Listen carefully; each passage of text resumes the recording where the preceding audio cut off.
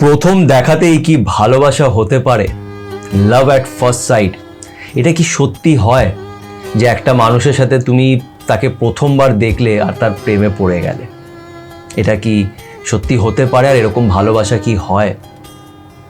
একদম হয়। আমি আগেও বলেছি যে এই শরীরটা তোমার এই জন্মের শরীর, কিন্তু আমাদের এই আত্মাটা বছরের পর বছর এই পৃথিবীতে ঘুরে বেড়াচ্ছে। তুমি দেখবে তোমার লাইফে অনেক মানুষ এরকম আসবে যাদের সাথে তুমি খুব তাড়াতাড়ি তাদের সাথে তোমার খুব ভালো ফ্রেন্ডশিপ হয়ে যায়। কেন কি তাদের সাথে কোথাও না কোথাও তোমার আগের জন্মেও একটা কানেকশন ছিল, তোমার এই আত্মার কানেকশনটা তাদের সাথে ছিল। তো আমাদের এই সোল অনেক পুরনো, অনেক হাজার বছর ধরে সেই সোলটা, এই আত্মাটা এই পৃথিবীতে ঘুরে বেড়াচ্ছে, আর সে চিনে যায় যে এই মানুষটার সাথে আগেও কানেকশন ছিল, সে চিনতে পারে। তো এরকম হয়। আর এমন কোনো ব্যাপার নেই ভালোবাসায় যে তুমি একটা মানুষের সাথে 3-4 বছর ধরে আছো তাহলে সেটাই প্রেম, আর যেখানে তুমি একটা মানুষের সাথে জাস্ট একদিন মিশলে সেখানে তোমার প্রেম হতে পারে না। ওই এক দেখায়, প্রথম দেখায় বা 2-3 বার দেখাতে থোড়ি না প্রেম হয়, না, এরকম না। প্রেম হয়ে যায়, আর প্রেমটা এই মন থেকে হয়। মন যে কার সাথে কখন কিভাবে কানেক্টেড হয়ে যাবে সেটা আমরা কেউ জানি না। কিছু ভালোবাসা এমন আছে যেটা হয়তো কয়েক মাসের শুধু, কিন্তু সারা জীবন তারা একে অপরের মনের ভেতরে থেকে গেছে। তো এরকম হয়। তো আজকে এমনই একটা গল্প তোমাদের সাথে আমি শেয়ার করব যেখানে এই লাভ অ্যাট ফার্স্ট সাইট ব্যাপারটা আছে, প্রথম দেখাতে ভালোবাসা, আর সেই ভালোবাসা এখনো চলছে। তো এই গল্পটা খুব ইন্টারেস্টিং, খুব একটা মিষ্টি গল্প, একটা খুব সুইট গল্প। আমার খুব ভালো লেগেছে এই গল্পটা শুনে। আর সেই ছেলেটা আমাকে বলেছে যে দাদা প্লিজ আমাদের জন্য প্রে করো, কেন কি যে কোনোই লাভ স্টোরি হোক না কেন, লাভ স্টোরিতে সবসময় চ্যালেঞ্জ থাকে, স্ট্রাগল থাকে, লড়াই থাকে। তো তাদের লাইফেও কিছু চ্যালেঞ্জেস আছে। তো আজকে এই গল্পটা এই জন্য তোমাদের সাথে আমি শেয়ার করব, কেন কি একটা ভালো গল্প শুনলে না খুব ভালো লাগে, মনটাও ভালো লাগে।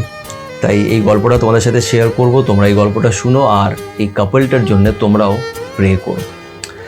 তো নমস্কার, আমার নাম সুমন্ত। আজ রাতে তোমাদের সাথে সুমন্ত থাকবে। বেশি কিছু করতে হবে না, জাস্ট নিজের হেডফোনটা কানে লাগিয়ে নাও আর এই গল্পটা মন দিয়ে শোনো, আর দেখো যে তোমাদেরও কি এমন কোনো গল্প আছে। তো আর সময় নষ্ট না করে আজকের গল্পটা শুরু করা যাক। একটা লাইফের একটা অদ্ভুত জিনিস আমি নোটিস করেছি। একটা মানুষ যাকে জাস্ট কিছুদিন আগে, 10-15 দিন আগেও আমি তাকে চিনতামও না, জানতামও না, সে কোথায় থাকে, আমি কোথায় থাকি, কখনোই একে অপরকে দেখিও নি, কিছু জানি না। আর হঠাৎ খুব তাড়াতাড়ি উইদিন 1 সপ্তাহের মধ্যেই সেই মানুষটা কতটা আপন হয়ে যায়। এমন মনে হয় যেন এই মানুষটাকে অনেক বছর ধরে আমি চিনি। একটা ভালো বন্ধুত্ব শুরু হয়, এরকম হয়। আর এটা খুব অদ্ভুত লাগে যে লাইফ কিভাবে চেঞ্জ হয়ে যেতে পারে। তো আজ এমনই একটা গল্প তোমাদের সাথে আমি শেয়ার করব। আজকে আমার শরীরটা খুব একটা ভালো নেই, আমি জানি না কেন, কিন্তু এই গল্পটা আমার এত ভালো লেগেছে তাই এই গল্পটা শেয়ার করতেই হবে। তাই জন্য আজকে এই ভিডিওটা আমি বানাচ্ছি। গল্পটা খুবই সিম্পল কিন্তু খুব ভালো লেগেছে আমার। গল্পটা হচ্ছে একটা ছেলের, সে একটা মন্দিরে, আমি সেই মন্দিরটার নাম নেব না, খুব ফেমাস আর পপুলার একটা মন্দিরে সে ওইখানে কীর্তন করে। কীর্তন মানে এক্স্যাক্টলি কীর্তন করে না, কিন্তু কীর্তনে ও একটা ইনস্ট্রুমেন্ট বাজায়, ঠিক আছে? তো ইনস্ট্রুমেন্টটাও বাজায়। তো ও আমাকে মেসেজ করেছিল, আর মেসেজ করে নিজের গল্পটা আমার সাথে শেয়ার করেছে আর বলেছে যে দাদা আমার জন্য প্রে করো। তাই আমি ভাবলাম যে তো ওই গল্পটা তোমাদের সাথে শেয়ার করি যাতে তোমরাও ওর জন্য প্রে করতে পারো, বিকজ মন থেকে প্রে করলে সত্যি সেই প্রেটা কাজে দেয়, এটা আমার বিশ্বাস, এটা আমি দেখেছি। তো এই ছেলেটা আমাকে বলছে যে একদিন এরকমই কীর্তন চলছিল, অনেক লোকেরা এসছিল, তারা ছবি নিচ্ছিল, ভিডিও করছিল, তো একজন মহিলা তার সামনে দাঁড়িয়ে ওর ভিডিওটা করছিল, ও যে ইনস্ট্রুমেন্টটা বাজাচ্ছিল ওটার ভিডিও করছিল। ও বলছে আমাকে যে দাদা মহিলাটা এত সুন্দর দেখতে, মানে ওই হয় না প্রথম নজরেই তার উপরে আমার ধ্যানটা চলে গেল। সে আমার ভিডিওটা তুলছে, আমারও ভালো লাগছে, আমি আরও মানে উত্তেজিত হয়ে আরও এক্সাইটেড হয়ে আমি নিজের ইনস্ট্রুমেন্টটা বাজাচ্ছিলাম, আরও আমাকে দেখছিল। তো আমার খুব ভালো লেগেছে। এবার কিছুক্ষণ পরে ওই মহিলাটা ওর পাশে এসে বসে যায়। তো তখন এই ছেলেটা একটু সাহস করে ওকে বলে যে তুমি তো এত ছবি টবি নিয়েছো, এত দূর থেকে নিয়েছো ভগবানের ছবি, তো অত তো ভালো আসেনি, তো তুমি যদি বলো তাহলে আমি তোমাকে একদম ক্লোজ শটস, এই মূর্তির এই ভগবানের ক্লোজ শটসগুলো আমি তোমাকে পাঠাতে পারি। তখনই মহিলাটা বলে যে হ্যাঁ ঠিক আছে আমাকে পাঠিয়ে দিও। তো ফোন নাম্বারটা ওদের এক্সচেঞ্জ হয়। তো ছেলেটা ফোন নাম্বার এক্সচেঞ্জ করে। তারপরে ছেলেটা আমাকে বলছে যে দাদা আমি এত এক্সাইটেড হয়ে গেলাম যে ভাবছি কতক্ষণে বাড়িতে যাব আর ওনাকে মেসেজ করব। তো বাড়িতে গিয়ে তারপরে ওকে মেসেজ করে, ছবিগুলো পাঠায়, মন্দিরের ভগবানের ছবিগুলো ওকে পাঠায়। আর ছেলেটা ওকে বলে যে তুমি যে আমার ভিডিওটা শ্যুট করেছিলে যখন আমি ইনস্ট্রুমেন্টটা বাজাচ্ছিলাম, ওই ভিডিওটাও তুমি আমাকে একটু পাঠিয়ে দাও। তখন মহিলাটা ওকে ভিডিওটাও পাঠায়। তারপর ওদের মধ্যে একটু একটু কথাবার্তা শুরু হয়। আর সেটা আমাকে বলছে যে আমি সত্যি বিশ্বাস করতে পারছিলাম না যে এত সুন্দর একটা মহিলা সে আমাকে মানে এইভাবে আমার সাথে কথা বলছে।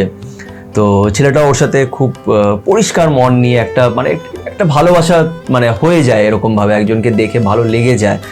তো সেই ভালোবাসা নিয়ে ছেলেটা ওর সাথে কথা বলতো। দুজনে একে অপরের সাথে মাইথোলজিক্যাল ব্যাপার স্যাপার নিয়ে, অনেক আধ্যাত্মিক ব্যাপার স্যাপার নিয়ে বেশ অনেক দিন কথা বললো।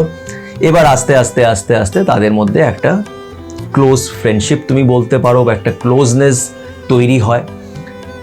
আর তারপরে আস্তে আস্তে কিছু সময় বাদে গিয়ে তারা একে অপরের সাথে দেখা করে। দেখা করার পরে ছেলেটা জানতে পারে যে মহিলাটার আগে বিয়ে হয়েছিল, কিন্তু এখন তারা সেপারেট, তারা এক নেই, এখন আলাদা থাকে। তো মহিলাটা ওকে বলে যে আমি আগে অনেক আঘাত পেয়েছি নিজের লাইফে, আর মহিলাটা ছেলেটার থেকে বড়। কিন্তু এখানে একটা খুব ইম্পর্টেন্ট কথা বলবো, যেটা অনেকজনই আমাকে জিজ্ঞেস করে যে দাদা রিলেশনশিপে কি বয়সটা কি কোনো ম্যাটার করে? আমি সবসময় বলি যে কখনোই বয়সটা ম্যাটার করে না। কেন কি বয়সটা এই জন্মে এটা তোমার বয়স, আর ওর বয়স তোমার চেয়ে বেশি বা কম, কিন্তু তোমাদের যে সোলটা আছে এই সোলটা একে অপরকে অনেক বছর ধরে চেনে। তাই তাদের মধ্যে এই বয়সের কোনো ব্যাপার নেই, সোল কানেক্টেড হয়ে যায়। এটা কখন কে হঠাৎ করে তোমার জীবনে চলে আসবে তুমি নিজেও বুঝতে পারবে না। ঠিক তেমনই হয়। তো বয়সটা এখানে খুব একটা ফ্যাক্টর না। বাট যাই হোক, এই গল্পতে এই মহিলা যে আছে এই ছেলেটার থেকে বয়সে বড়, তাই জন্য অবভিয়াসলি এই সমাজে এটা একটা চ্যালেঞ্জ হয়ে দাঁড়ায়। ছেলে বড় হলে অসুবিধা হয় না, মেয়ে বড় হলে অনেক সময় অসুবিধে হয়ে যায়। তো এটাই ওদের মাঝখানে একটা বিশাল বড় চ্যালেঞ্জ। সেকেন্ডলি ছেলেটা অবভিয়াসলি এরকম একটা মন্দিরে কীর্তন করে তুমি বলতে পারো। তো অনেকগুলি চ্যালেঞ্জেস আছে তাদের মাঝখানে, কিন্তু তারা একে অপরকে খুব ভালোবাসে। প্রায় এখন 1 বছর হতে চললো তাদের রিলেশনশিপ চলছে। তারা খুব খুশি আছে, আর তারা প্ল্যান করেছে যে 2026-এ তারা বিয়ে করবে। তাই আমি এই চ্যানেলের মাধ্যমে তাদের জন্য অনেক মন থেকে আমি প্রে করি যাতে তারা ভালো থাকে, আর তাদের যাতে বিয়েটা হয়, তারা যাতে একটা এক্সাম্পল সেট করতে পারে লোকেদের সামনে যে ভালোবাসা হয়, লাভ অ্যাট ফার্স্ট সাইট হয়, প্রথম দেখায় ভালোবাসা হতেই পারে। তুমি জানো না যে তোমার সোলমেট কোথায় ঘুরে বেড়াচ্ছে, সে হঠাৎ করেই তোমার জীবনে চলে আসতে পারে।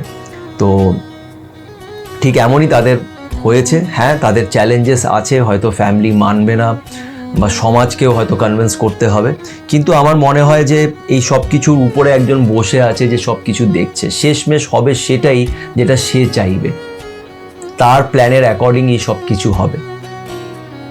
তাই আমি সবসময় বলবো যে কাউকে যখন ভালোবাসবে তখন ভয় পাবে না, মনে রাখবে যে কিছু ভালোবাসা না আমরা ইচ্ছে করে করি না, এটা উপরে যিনি বসে আছেন উনি করান।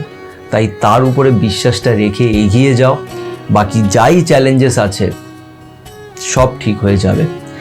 ভালোবাসা মানেই চ্যালেঞ্জেস, কষ্ট, লড়াই, কিন্তু এই লড়াইকে লড়ে জেতা যায়। তো আমার তরফ থেকে তাদের জন্য অনেক ব্লেসিংস রইল। আর তোমাদেরও আমি এটাই বলবো যে তোমরাও মন থেকে তার জন্য প্রে করো যাতে তাদের বিয়েটা হয় আর তারা যাতে সুখে শান্তিতে থাকতে পারে। তো আশা করছি তোমাদের এই গল্পটা ভালো লেগে থাকবে। যদি সত্যি ভালো লেগে থাকে তো প্লিজ একটা লাইক দিও, আর আমার চ্যানেলটাকে যদি এখন পর্যন্ত তোমরা সাবস্ক্রাইব না করে থাকো প্লিজ একটু সাবস্ক্রাইব করে দিও। ভালো থেকো।